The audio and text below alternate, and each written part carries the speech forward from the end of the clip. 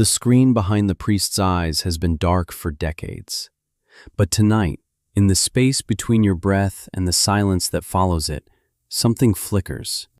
Somewhere beneath Rome, beneath the marble weight of centuries and the accumulated silence of 10,000 sealed confessions, there is a room that does not appear on any architectural diagram.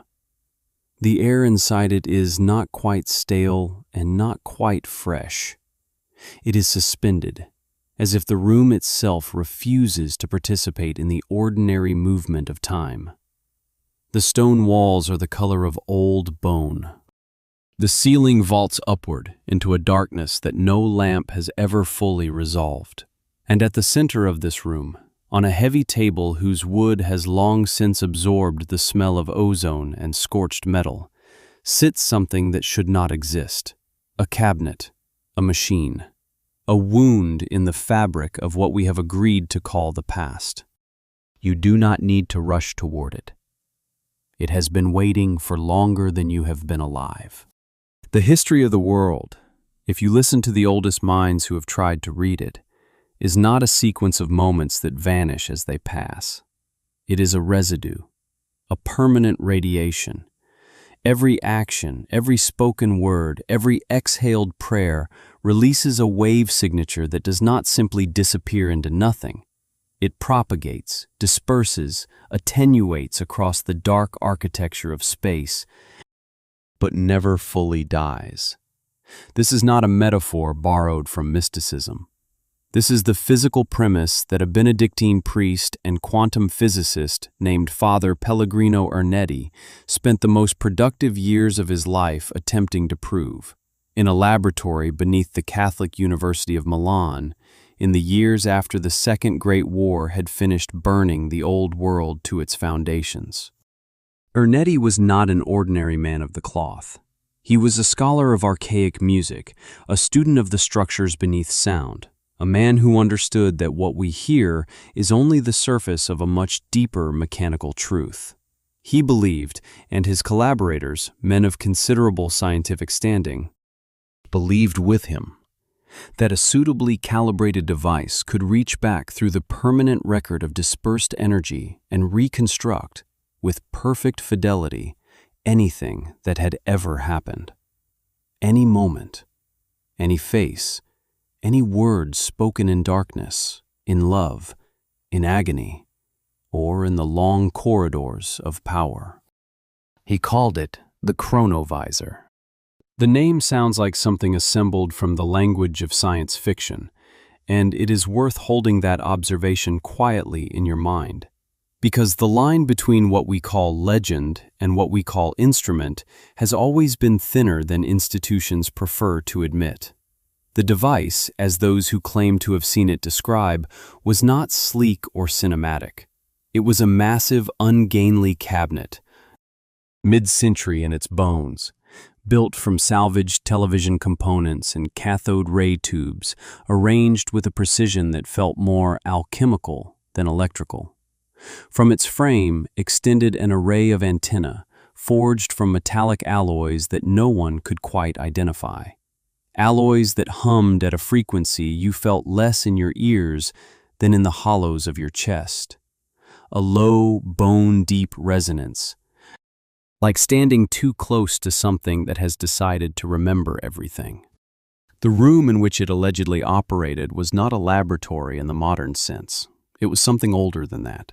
Something in the atmosphere of a chapelized radar station, a seance chamber that had been given the language of circuitry without losing the weight of devotion. The air carried the dry mineral scent of hot electrical dust and decaying parchment. The light, whatever light existed, fell in the specific way that light falls in spaces that have been deliberately kept secret. Not dramatically dark, but clinically dim, the kind of dimness that suggests the darkness is a policy rather than an accident. And through the antenna, through the cathode screen that flickered with a pale luminescence that witnesses described as spectral, as bleeding, as a wound of light rather than a source of it, the past, allegedly, looked back. Let that settle over you now, gently, like ash falling from a great height. Because before you can understand what was seen through that screen, you need to understand the much older hunger that built it. The hunger is not modern. It did not begin with vacuum tubes and oscillography. It began in a place and a time so far removed from our present moment that to name it is to feel the floor of history drop away beneath you into a depth that has no comfortable bottom. It began with a patriarch named Enoch, who walked beyond the edge of the world that ordinary men were permitted to see, and came back with a description of the machinery of the cosmos so precise, so disturbing in its structural detail, that the institutional guardians of sacred knowledge spent the better part of 2,000 years deciding what to do with it. The text is old. Its oldest fragments were written somewhere between 300 and 200 years before the Common Era, preserved in their entirety only in the ancient Ge'ez language of the Ethiopian Orthodox tradition, surfacing again in broken Aramaic among the cave-cached manuscripts at Qumran. It was not suppressed because it was incoherent or crude. It was suppressed to the extent that institutions suppress things, which is always imperfectly, always leaving traces, because it was too coherent, too specific, too willing to describe divine architecture in the language of mechanics rather than the language of faith. In the section scholars call the astronomical book, the archangel Uriel guides Enoch through a vision of the universe as a precision instrument, not a garden, not a throne room softened by mercy, a mechanism. The celestial bodies move through portals according to a strict and unalterable calendar. A 364-day solar reckoning closer to Mesopotamian and Egyptian systems than to the lunar reckonings that Hebrew tradition would later formalize. The cosmos, in Enoch's vision, is a closed system, a recording apparatus, a vast and patient structure in which nothing that has entered it is ever genuinely lost. You have heard this idea before, though perhaps not in these words. You have felt it in the particular weight of certain nights, when the past seems less like history and more like an adjacent room, its door not locked, but merely closed. That is where part 1 leaves us, at the threshold. The machine humming in its vault, the ancient text open in its cave, the archangel waiting at the portal, and you, here, at the edge of something that began long before either of us was born. The door does not open all at once. It opens the way the oldest things open, slowly, by degrees, the way stone absorbs water across centuries until the water becomes part of the stone itself. Before Ernesti placed his hands on the dials of his machine, before the cathode screen was ever coaxed into its spectral luminescence, there was a moment, far more intimate and far less dramatic than any laboratory demonstration. It happened on September the 15th, 1952, in a room that smelled of wire insulation and old stone, at the Catholic University of Milan. Ernesti was working alongside the university's founder, Father Agostino Gemelli, a man of formidable intellect and considerable grief, as most men of formidable intellect eventually become. They were attempting to isolate and clarify the acoustic harmonics of archaic Gregorian chant using a wire recorder that refused to cooperate, a machine that broke repeatedly, interrupting the work with the particular frustration of mechanical failure in a sacred task. At some point in that frustration, in a moment that Gemelli himself documented and never fully explained, the older priest looked up at nothing in particular and spoke aloud to his dead father. Not as a formal prayer, not as a theological exercise, as a habit of grief, a reflex. The kind of thing a person does when they have been missing someone for long enough that the missing becomes a posture rather than a feeling. When the recorder was repaired and the tape played back, both men heard a voice answer, clear enough to understand, personal enough to be devastating. The voice said what a dead father might say to a son who has spent decades carrying the weight of his absence. It said what was always true, made suddenly audible. They never published it as proof of anything. They sat with it. They let it recalibrate everything they had previously assumed about the relationship between sound and time.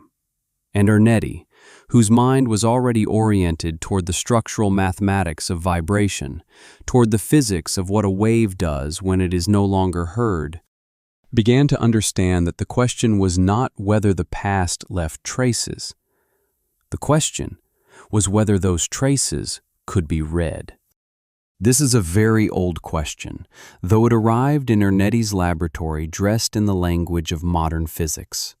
It arrived with the same hunger that drove the priests of ancient Memphis to study the movements of the Nile, the same hunger that sent Babylonian scribes to their rooftops at night with clay tablets and styluses, reading the sky as if it were a document that fate had left carelessly open.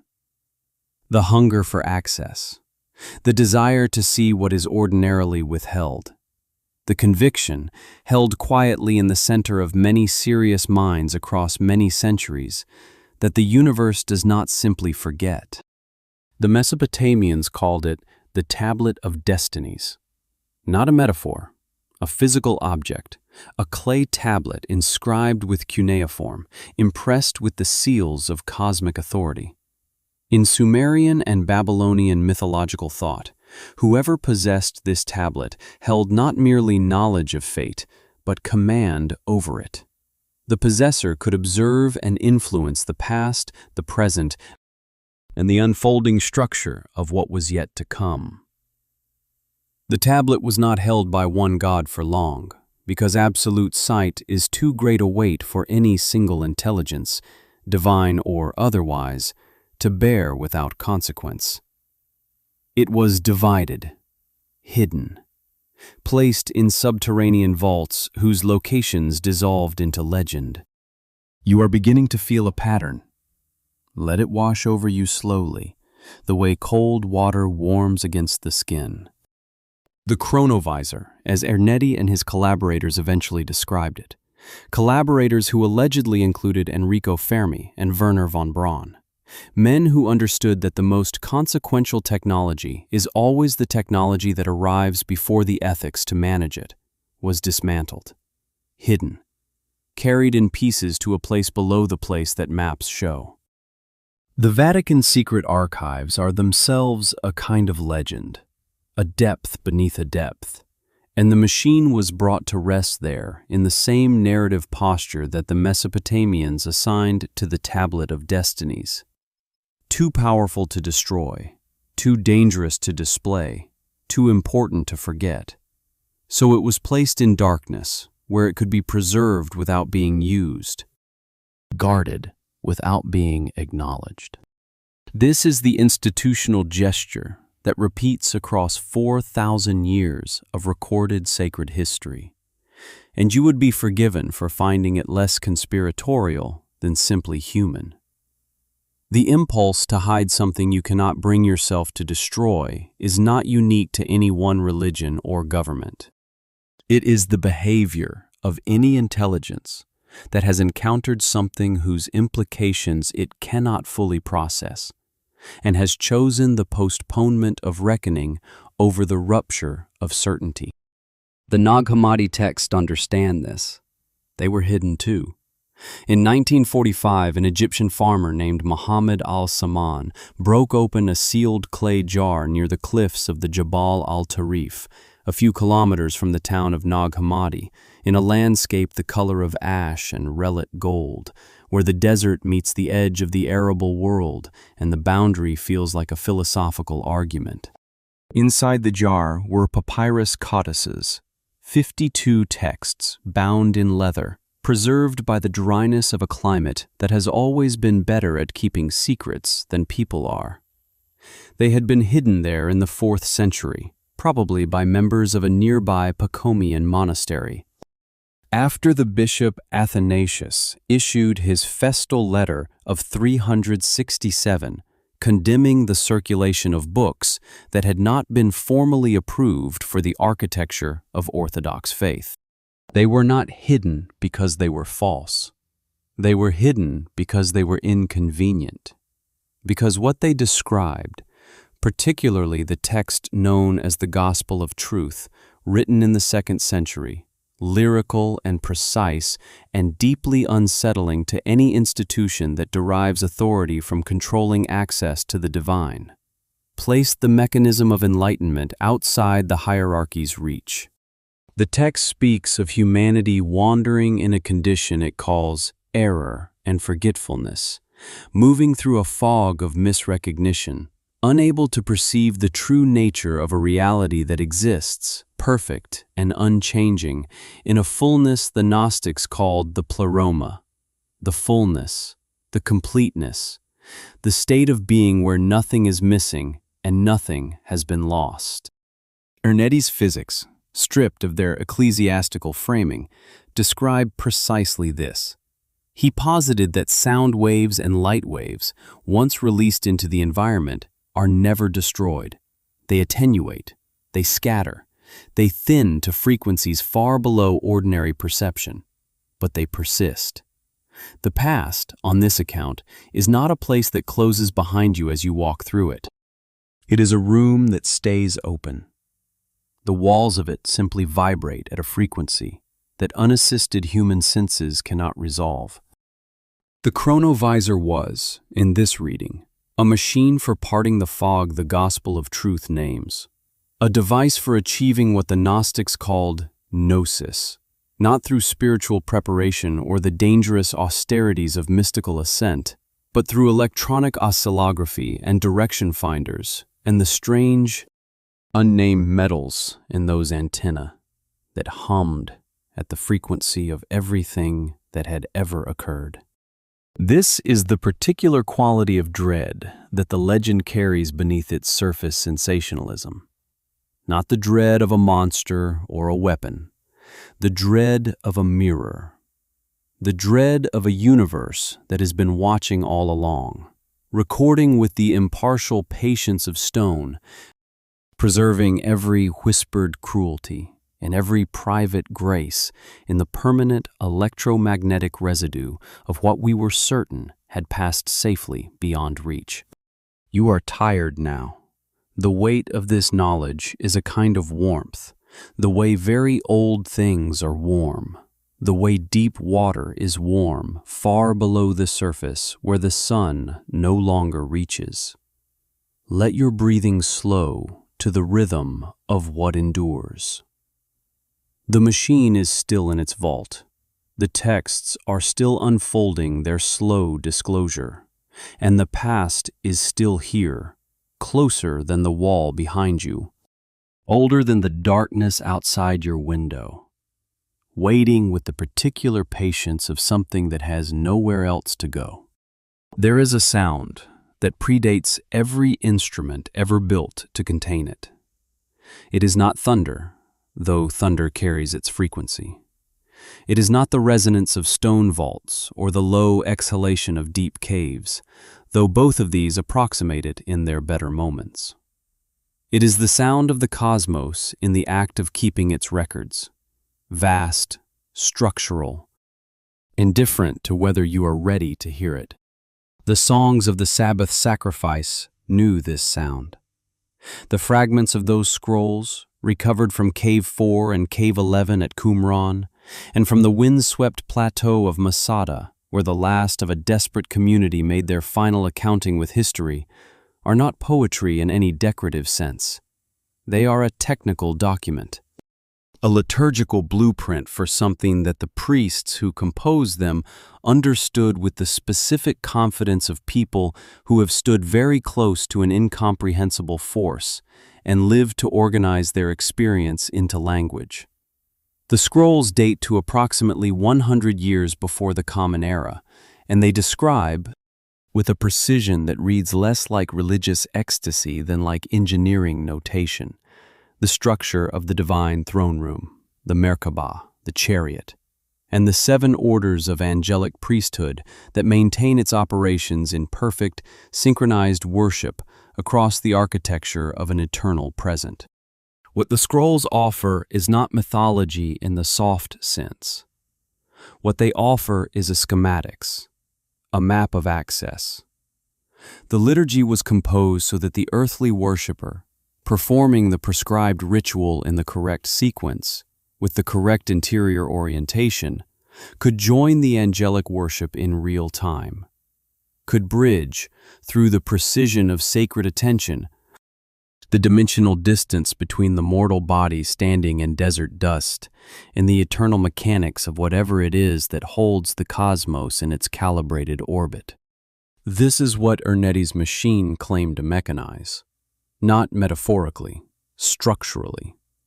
The Merkabah tradition required of its practitioners years of dangerous preparation, fasting, purification, the memorization of divine names, and a willingness to risk psychological dissolution in the encounter with forces that the texts themselves describe as overwhelming and not gentle. The Chronovisor proposed to achieve the same dimensional access through a different set of disciplines, through the arrangement of cathode ray tubes and signal processors, through alloys whose compositions Ernetti declined to specify because he understood that the device's power lay partly in the impossibility of casual replication. Instead of the angel as mediator, the antenna. Instead of the purified mystic, the calibrated receiver. The team that allegedly assembled and operated the Chronovisor numbered 12.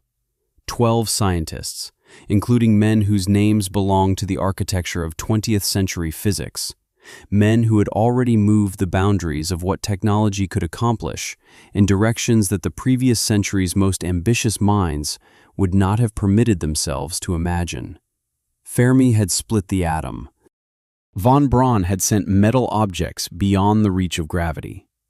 What they were attempting now was something older than either achievement and stranger, and, if the legend is taken on its own terms, considerably more consequential. They gathered in that dim vault beneath Rome, and they pointed the machine's directional apparatus at a date, the year 33 of the Common Era, in the calendar that their civilization had organized itself around. Jerusalem, the hill outside the walls, the particular afternoon that had, in the 2,000 years since its occurrence, accumulated more interpretive weight than perhaps any other single interval of time in the recorded history of human belief. The account of what they saw, as Ernetti described it in the testimony that eventually surfaced in an Italian magazine in the spring of 1972, was not transcendent in the way that word is usually used, luminous, peaceful, resolved. What they saw was raw. The machine did not filter or editorialize. It reconstructed the residual electromagnetic energy of an event with the same clinical fidelity that it would apply to anything else. And what that event contained, at the level of its physical reality, was extreme human suffering playing out against the backdrop of a Roman military execution on a dry hillside in a climate that does not soften its edges for anyone. The air in the laboratory, as that reconstruction unfolded across the cathode screen, would have carried the translated acoustic residue of that afternoon. The particular quality of Roman crowd noise, not unified, not purposeful, but the specific aggregate sound of many individuals in proximity to a spectacle they have each decided to interpret according to their own prior commitments. The dry wind off the Judean plateau, the technical sounds of Roman execution, which were not designed to be aesthetically manageable. And beneath all of it, the sound that Ernetti and his colleagues were most unprepared for, because no description in any text had ever quite conveyed its specific acoustic character. the sound of a human body under the sustained mechanical pressure of crucifixion. Breathing. The scientists sat in complete stillness. This is the detail that carries the most weight in accounts of what that session was like. Not the image on the screen, the stillness of the men watching it.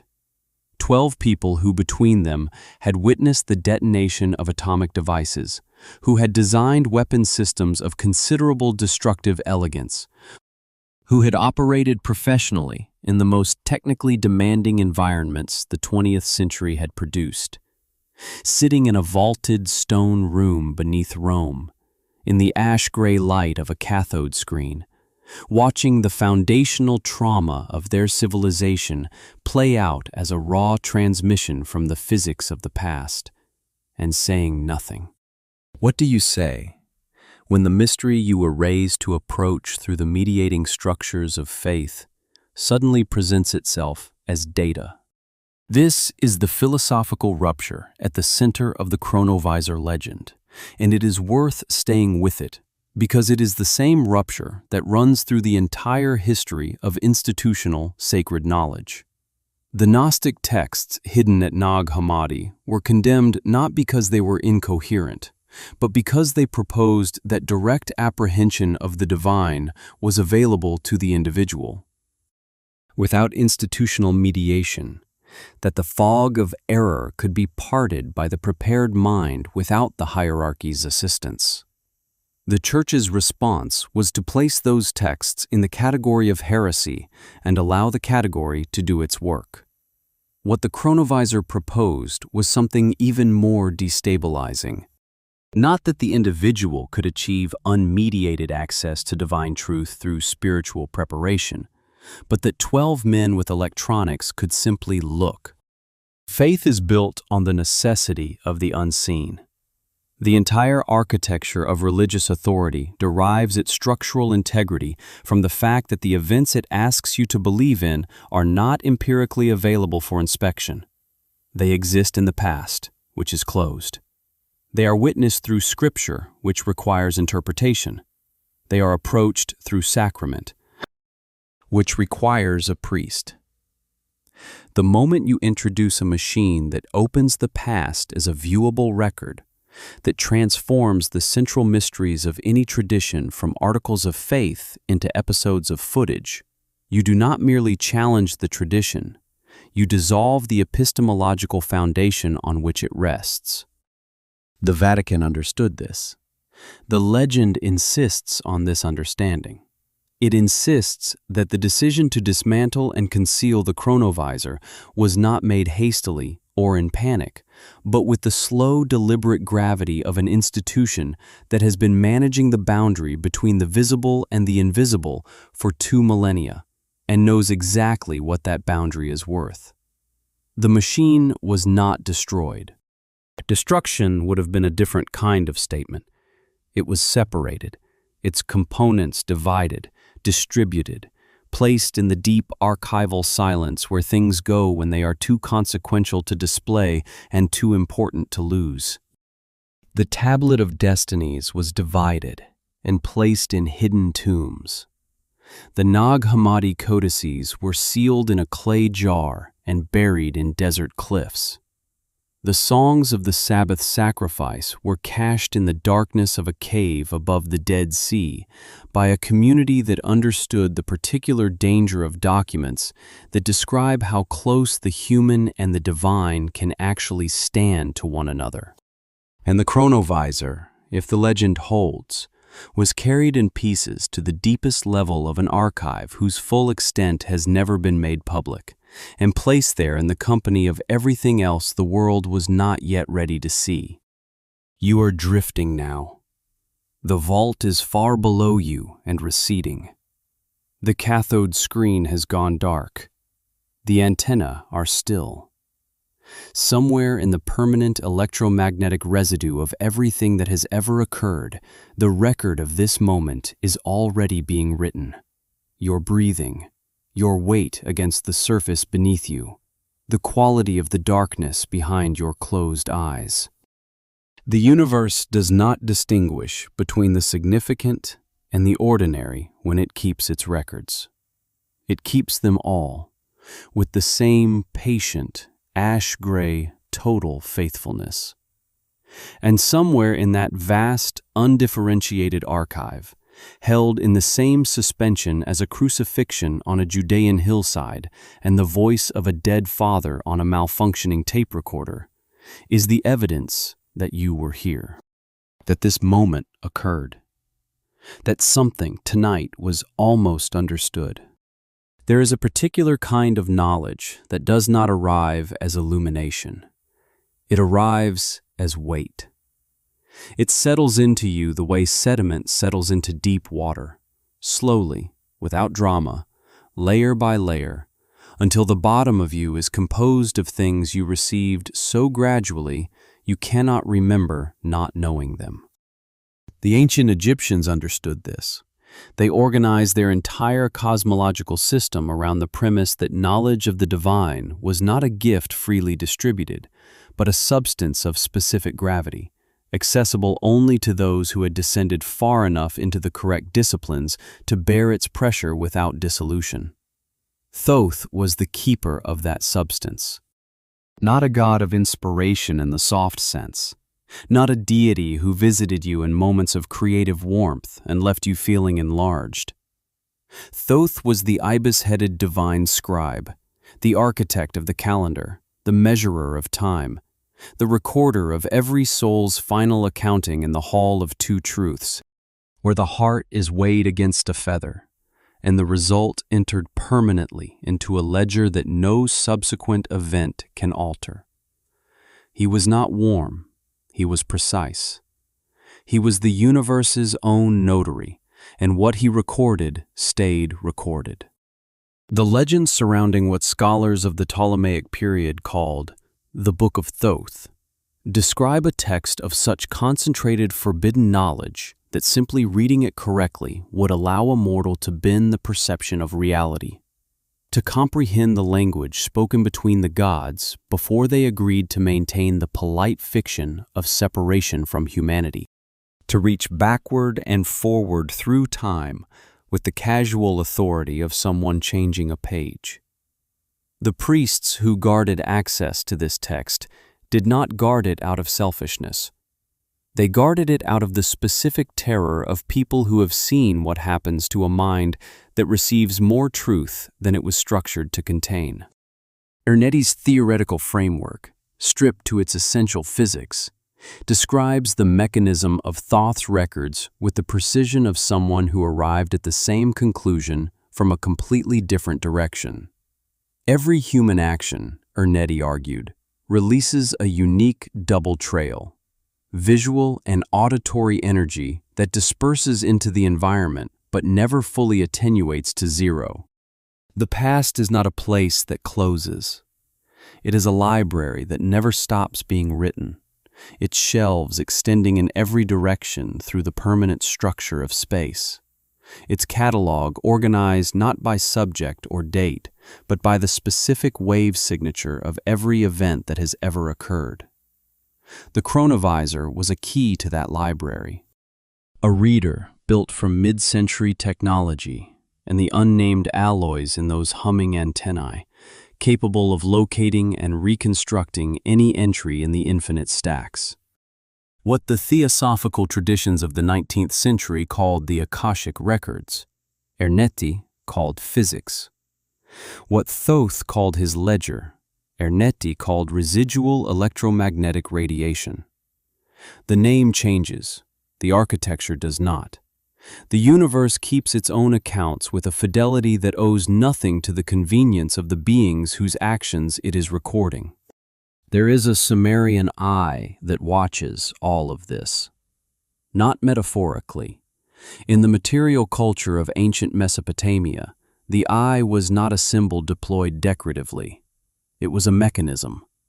Large, exaggerated, stylized into an intensity that modern aesthetics might read as unsettling, but that ancient makers intended as accurate.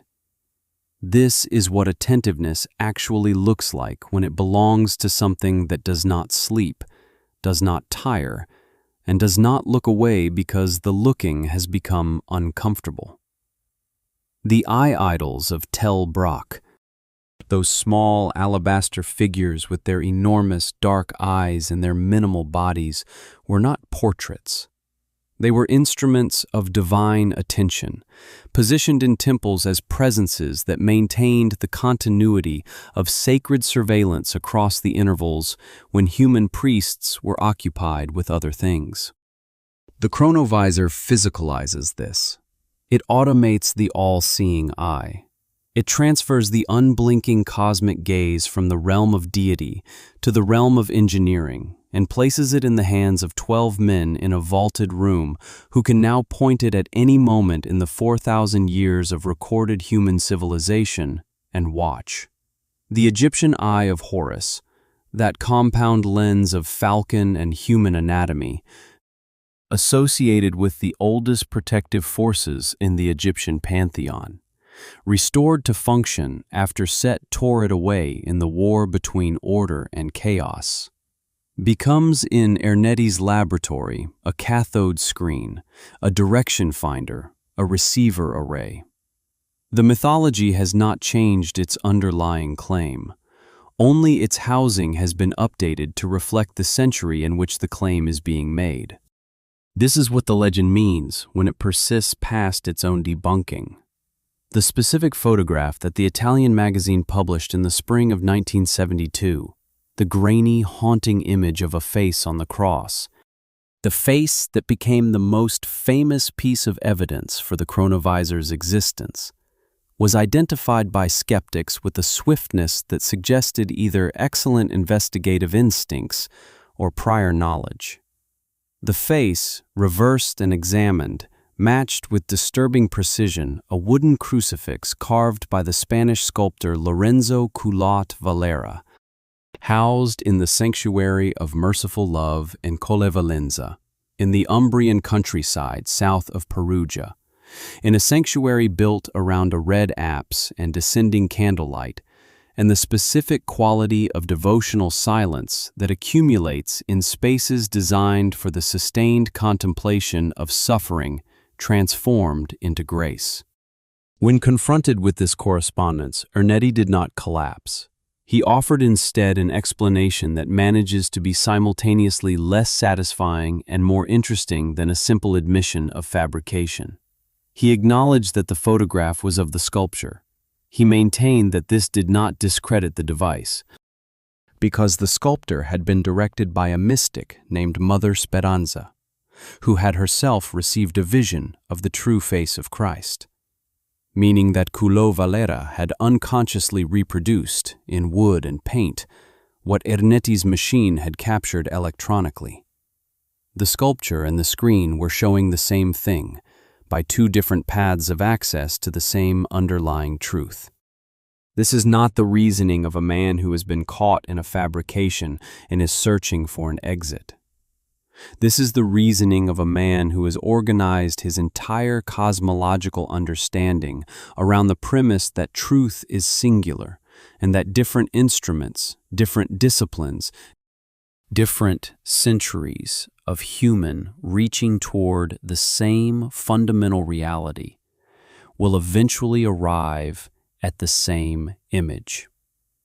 Whether or not that reasoning is correct is a question you are free to hold open.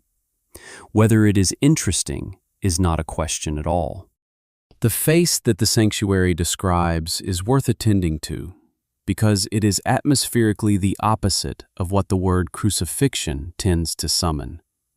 The Collevalenza crucifix presents Christ not in the mode of Gothic agony, not the blood-saturated, physically emphatic tradition of Northern European Passion iconography with its detailed inventory of wounds.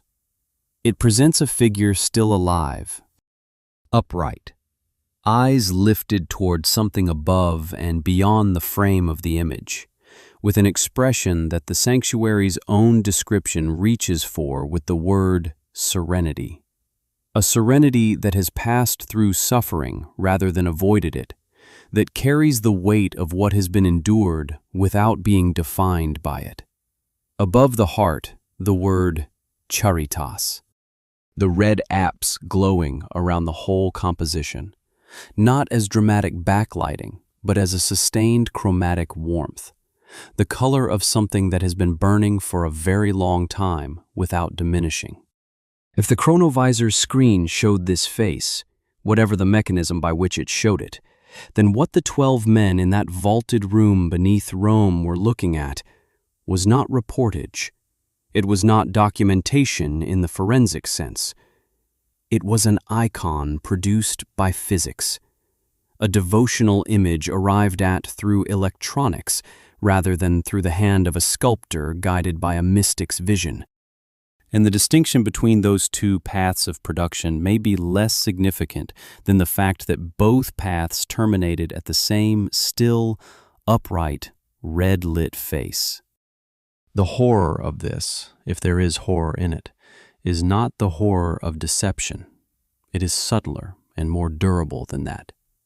It is the horror of convergence, the horror that the oldest human hunger, to see what is actually there, behind the mediation, behind the interpretation, behind the institutional management of access to the sacred, keeps producing the same image regardless of the century in which it operates or the technology it employs.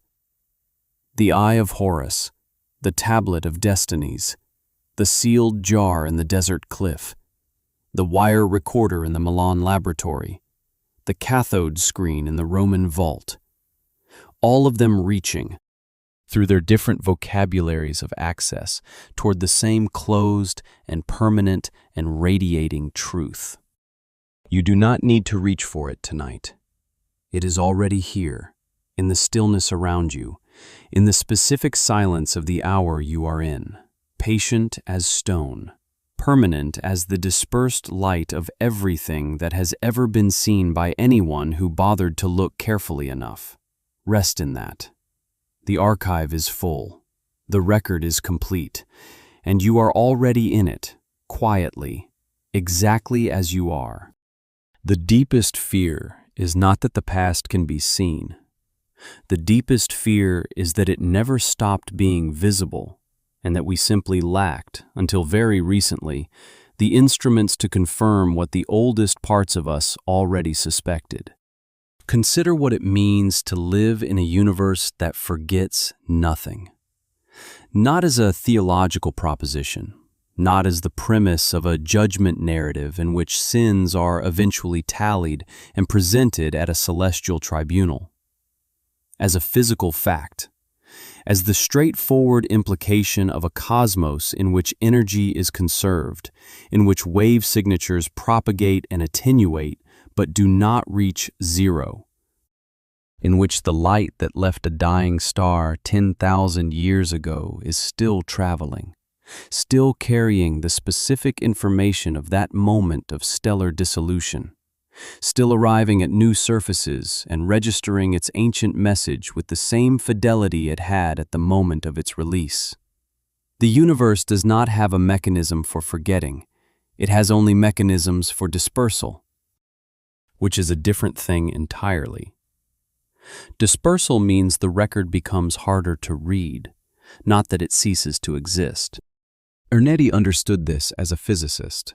The mystics of the Merkabah tradition understood it as a spiritual reality.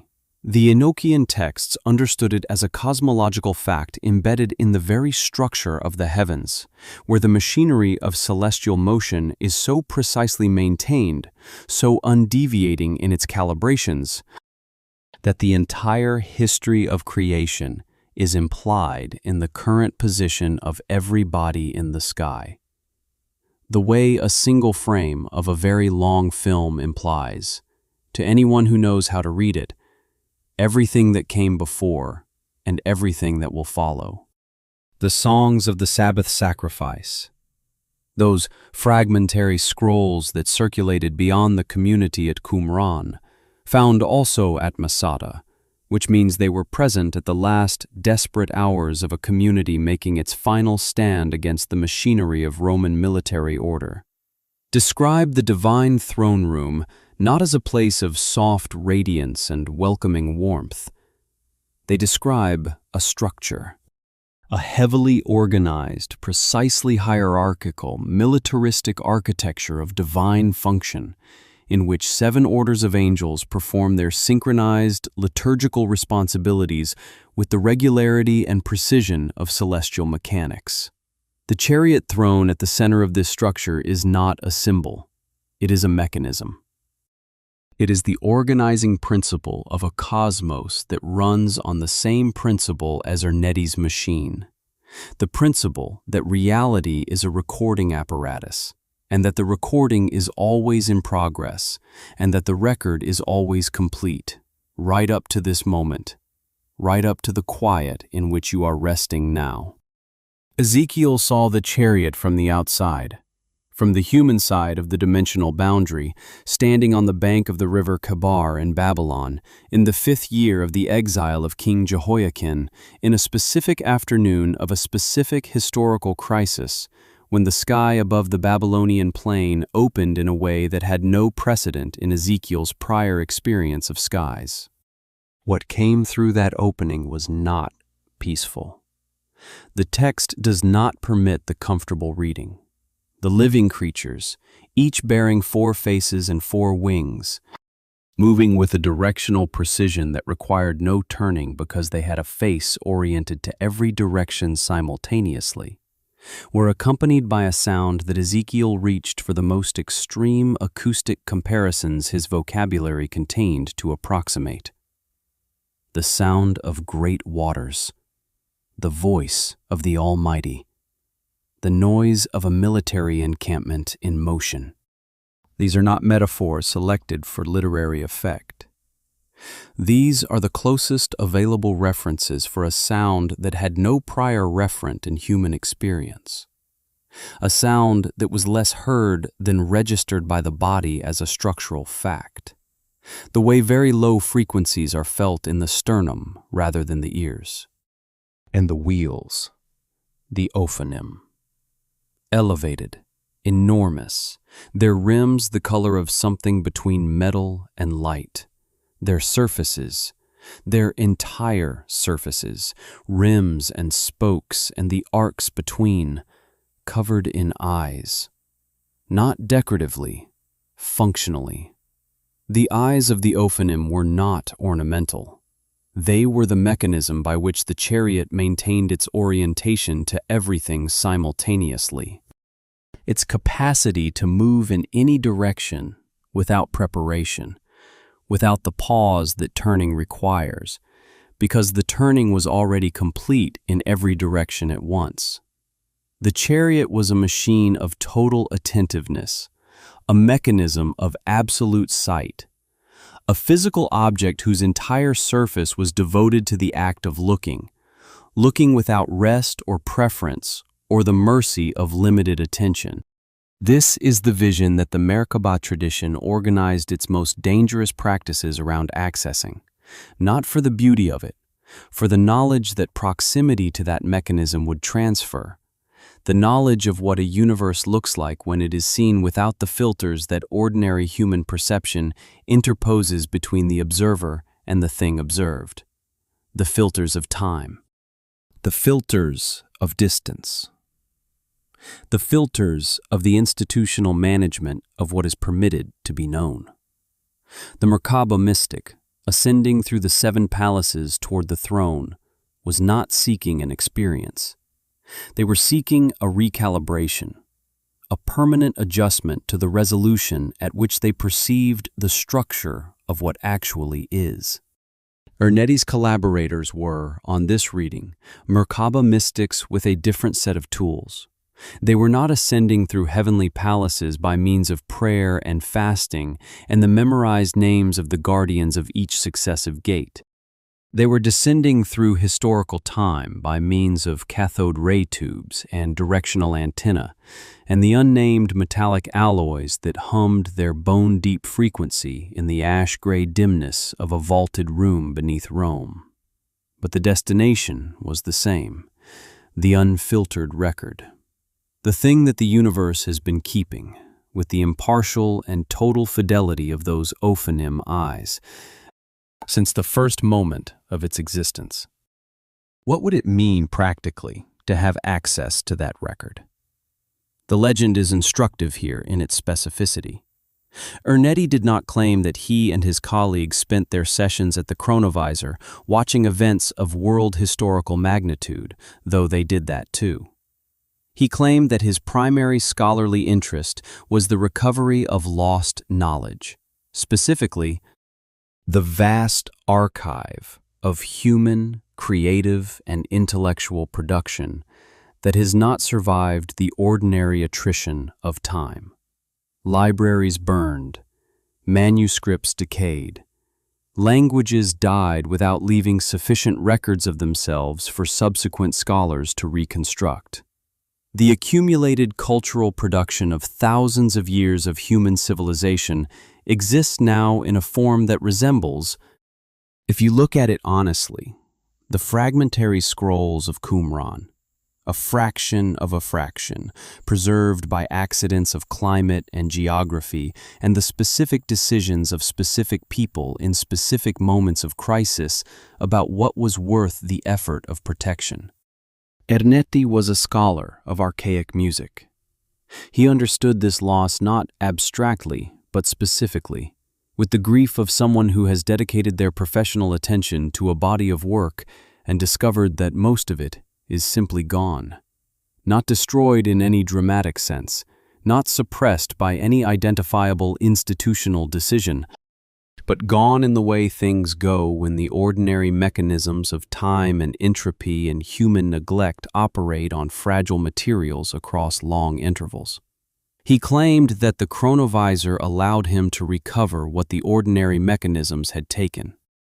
He claimed to have tuned the device's direction finder to a specific festival in Rome in the year 169 before the Common Era, the Ludi Apollinares, a public celebration in a city that was at that moment in the process of becoming the administrative center of a world it did not yet fully control, and to have watched the final performance of a lost tragedy by Quintus Ennius, the poet whom subsequent Latin writers called the father of their tradition, whose work survives now only in fragments quoted by other authors who were themselves quoting from memory. He published what he claimed to have recovered, 120 lines of Latin, presented as the authentic text of a play that had not existed in any recoverable form for 2,000 years. The scholarly response was careful and eventually devastating. A linguist from Princeton analyzed the text with the specific attention that a serious classical scholar brings to a document of potentially world-altering consequence, and found it to be something that is, in some ways, more interesting than either a genuine recovery or a simple fabrication. She found it to be a brilliant assembly, a text constructed by someone with intimate familiarity with the surviving fragments of archaic Latin, sewn together with the skill of a person who understood not just the vocabulary of the period, but its syntactic habits and prosodic preferences, the way that particular moment in the development of the Latin language moved through a sentence. A forgery, in other words, that could only have been produced by someone who was also, in a different sense, a scholar of extraordinary depth. Shortly before his death in April of 1994, Ernetti reportedly acknowledged that he had assembled the text himself.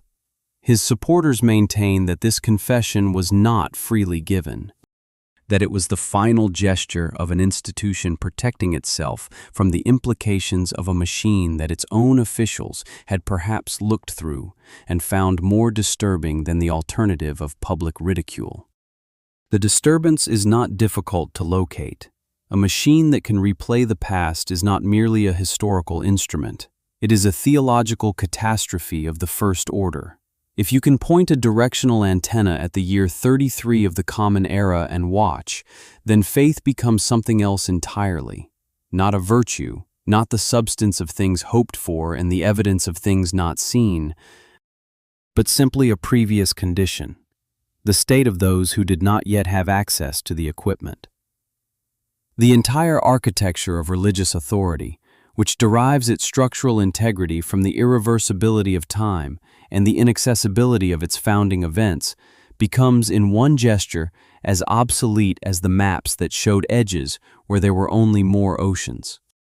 The Vatican understood this. The legend requires that it understood this, and in the specific dimness of that vaulted room, with the cathode screen dark again and the antennae still, and the 12 men sitting in the silence that follows an encounter with something that reorganizes the categories through which you have been making sense of your life. The decision that was allegedly made was the same decision that has been made across 4,000 years of sacred history, by every institution that has found itself in possession of something too consequential to display and too important to lose. The record remains, somewhere in the deep archive, in the ash-gray silence of a depth that maps do not indicate. The machine waits with the patience of things that do not experience waiting as an inconvenience. And the universe continues its own recording, indifferent to whether we have the instruments to read it, adding this moment to the permanent stacks with the same total fidelity it has applied to every moment since the first one. You are in the record now, quietly, exactly as you are, already preserved, already complete, in the infinite and lightless library of everything that has ever occurred. Let that be enough. Let the archive hold what it holds. Let the vault stay sealed for now, and let the darkness around you be not the darkness of concealment, but the darkness of a cosmos so full of its own accumulated record that the light of it, if it were all made visible at once, would be less like illumination than like the end of the ability to see anything individually at all. You are small in that archive, beautifully, restfully small. And the record of this moment, your breathing, your weight, the specific quality of your stillness, is already written, already permanent, already held by something far older and more patient than either of us. Rest in that. The vault is sealed, the screen is dark, and you are safe in the immensity of what has always been keeping you. This is the last passage, and like all last things worth attending to, it does not end so much as it opens into a stillness that was always there, waiting beneath the motion of the story. Consider what remains now that the telling is nearly complete. Father Pellegrino Ernetti is gone. He left in April of 1994, quietly, in the way that men leave when they have carried a secret for long enough that the secret and the man have become structurally indistinguishable, and the departure of one requires the departure of the other. Enrico Fermi is gone. Werner von Braun is gone. François Brun, who consolidated the legend for a wider world in the early years of this century, has completed his own passage into the permanent record. The 12 men who allegedly sat in that vaulted room beneath Rome and watched the foundational trauma of their civilization play out on a cathode screen. All of them are now themselves entries in the archive they claim to have accessed. Their voices, their gestures, the specific quality of their silence in the moment the screen went dark. All of it dispersed into the electromagnetic residue that Ernetti's physics insisted was permanent, propagating outward through the structure of a universe that has never learned to forget. The machine, if it existed, is in pieces. The tablet of destinies is divided and buried. The codices of Nag Hammadi, though no longer sealed in their clay jar, are housed now in a museum in Cairo, under controlled light and measured humidity, accessible to scholars who approach them with the specific reverence that objects carry when they have survived long enough to become evidence of the desire to preserve, rather than the thing that was originally being preserved. The songs of the Sabbath sacrifice remain fragmentary. Their full text has never been recovered, and the angels whose synchronized liturgy they describe continue their worship, if, they continue it, without the assistance of any earthly document that has yet been found. What persists across all of this is the hunger. Not the hunger of greed or acquisition, the older, quieter hunger, the one that sent Enoch beyond the edge of the observable world and brought him back with descriptions of cosmic machinery. The one that drove the Merkabah mystics through the 7 guarded palaces, toward a throne room whose acoustic environment would have dissolved the unprepared mind like salt in warm water.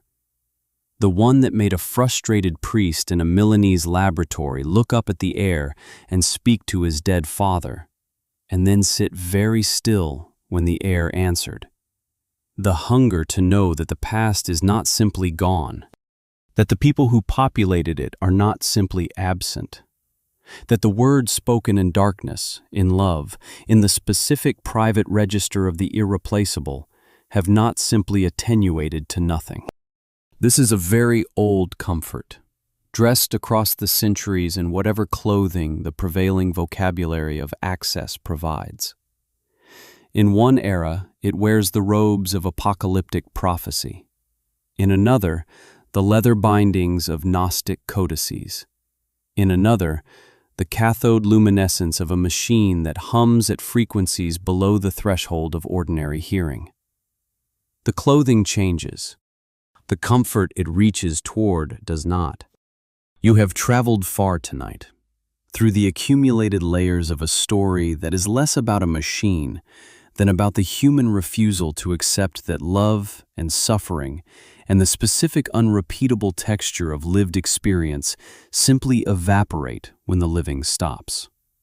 You have moved through the cosmological vastness of the Enochian heavens, with their celestial portals and their strict solar mechanics, their angelic wardens and their abyssal prisons, where the light of unquenchable fire struggles without resolution against a depth too great to measure.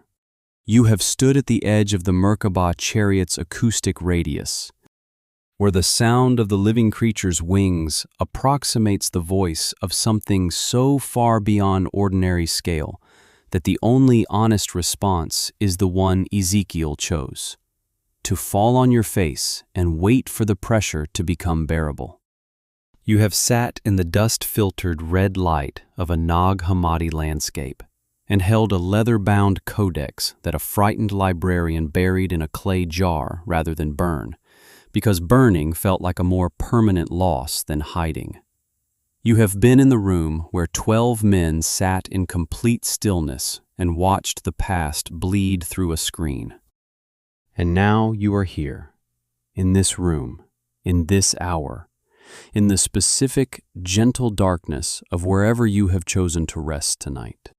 The vault is very far below you. Its stone walls are the color of old bone, and they hold their temperature with the equanimity of things that have never been asked to change. The machine is in its pieces, distributed through the archive's deeper levels, its antennae no longer humming, its cathode screen dark and cool and covered, perhaps, in the fine, ash-gray dust that accumulates in places where no one has disturbed the air for a long time. The scrolls are in their fragments, in their cases, in their controlled environments. The codices are in their museum. The Book of Enoch is in its Ethiopian libraries and its scholarly editions, no longer excluded from the canon in any way that prevents you from reading it on an ordinary evening if the hunger for it moves you. All of the knowledge that was hidden is one way or another findable now. The clay jar was opened. The caves were discovered.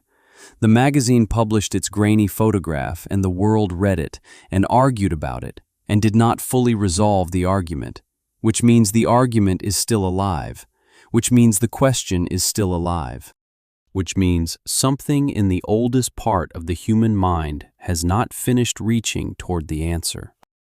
Perhaps that is enough. Perhaps the reaching is the thing, and the answer, if it arrived complete and undeniable, would close something that is better kept open. The way a question that has no comfortable resolution keeps you oriented toward the horizon rather than settled into the furniture of what you have already decided to believe. There is a gentle question waiting at the edge of sleep, and it belongs only to this story, to this particular journey through these particular vaults and deserts and dim red-lit rooms. It is this: if the universe keeps a perfect record of every moment that has ever occurred, and if the past is therefore not gone but only dispersed, only attenuated, only waiting for the right instrument to reconstruct it with full fidelity, then what is it that you would most want to hear again, from someone whose voice you can no longer access by ordinary means? You do not need to answer tonight. The question is not urgent. The archive is patient. It has been keeping the record for longer than either of us can usefully imagine, and it will continue keeping it long after this night has itself become an entry in the permanent stacks. This specific darkness, this specific stillness, the sound of your breathing at this particular depth of quiet. The heavy doors of the Apocrypha vault remain open, as they always have, for those who find themselves drawn back to the places where the oldest questions are kept. There is no hurry. The questions will be there. They have been there for a very long time, and they have learned, as old things learn, the particular grace of waiting without diminishment. And somewhere in the permanent electromagnetic residue of everything that has ever occurred, in the vast and lightless archive that no institution fully controls and no machine has ever completely read, the record of this moment is already written. Your stillness, your wait, the soft, specific darkness behind your closed eyes, held with the same total fidelity as a voice on a malfunctioning tape recorder answering a grief that had long since stopped expecting any reply. Sleep now. The vault remembers everything. You are allowed to rest.